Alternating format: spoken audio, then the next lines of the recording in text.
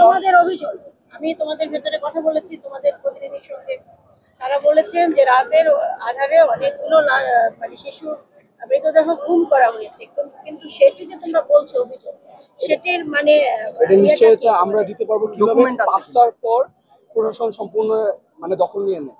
সাধারণ মানুষ যারা ছিল সবাইকে বের করে দেওয়া হয়, তারা পুরোটা কন্ট্রোল নেয়। এবং এখানে আমাদের 4তলা, আমাদের ওই পাশে আরো কিছু বিল্ডিং আছে, সেখানে হোস্টেলের ছাত্ররা থাকে।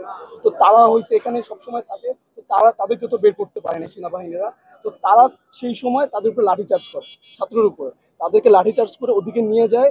এবং মেয়েদের যে 5 নম্বর বিল্ডিংটা আছে সেটা হচ্ছে বরাবর, ওইখান থেকে আমাদের যে বোনগুলো আছে তারা রাত 2টা 3টা প্রতিনিয়ত লাইভে গিয়েছে।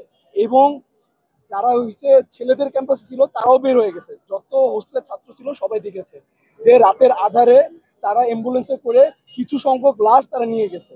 এখন 5টার পর সে যে বললো যে 5টার পর সে দেখে না যে কোনো লাশ, এখানে প্রচুর অ্যাম্বুলেন্স এবং ফায়ার সার্ভিসের গাড়ি ছিল, সেখানে লাশ তারা কিভাবে রেখেছে তাই সেটা আমরা জানি না।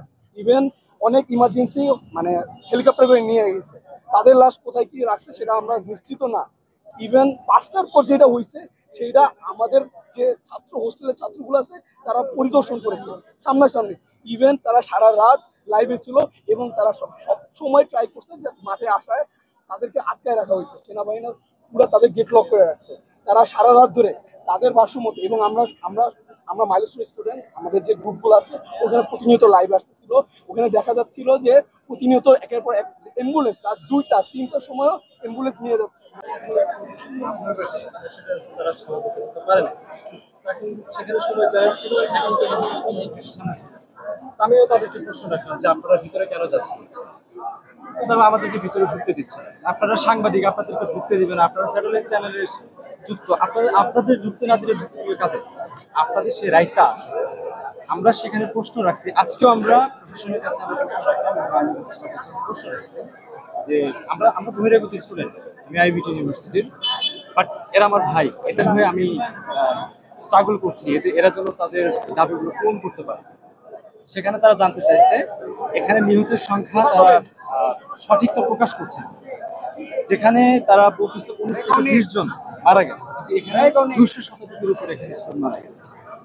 এটা কোনো চ্যানেলই, কোনো স্যাটেলাইট চ্যানেলই এটা প্রচার করছে না। আচ্ছা, আমরা তারপর আরেকটা প্রশ্ন রাখছি, সেটা হচ্ছে শিক্ষক শিক্ষিকা যখন শিক্ষিকার কাছে প্রশ্ন করতে গেল যে এখানে কতজন স্টুডেন্ট মারা গেছে, উনি যখন 150 কথাটা শব্দটা উচ্চারণ করতে গেছে সেনাবাহিনী তাকে পেটে লাথি মারছে। এরকম আচরণ কেন? সত্য বলতে এত বাধা কিসের? লাশকে ধামাচাপা রেখে রাজনৈতিক সুবিধা নেওয়ার কোনো এখতিয়ার আপনাদের নাই। জুলাই আন্দোলন এখনো শেষ হয় নাই। রাজনৈতিক সুবিধা নিতে হলে রাজনৈতিক মানে সেক্টরে আপনি সুবিধা নেন, কিন্তু লাশ ধামাচাপা দিয়ে আপনি রাজনৈতিক সুবিধা নিতে পারেন না। এখানে একদল চক্র আওয়ামী লীগের দোসর হোক কিংবা অন্যান্য রাজনীতির দোসর হিসেবে এখানে কাজ করছে বিধায় আমাদের এভাবে প্রশ্নবিদ্ধ করতেছে। হ্যাঁ, এই প্রশ্নবিদ্ধ যেন না করতে পারে সেই জন্য আমাদের দাবিগুলো এখানে পেশ করা হইতেছে।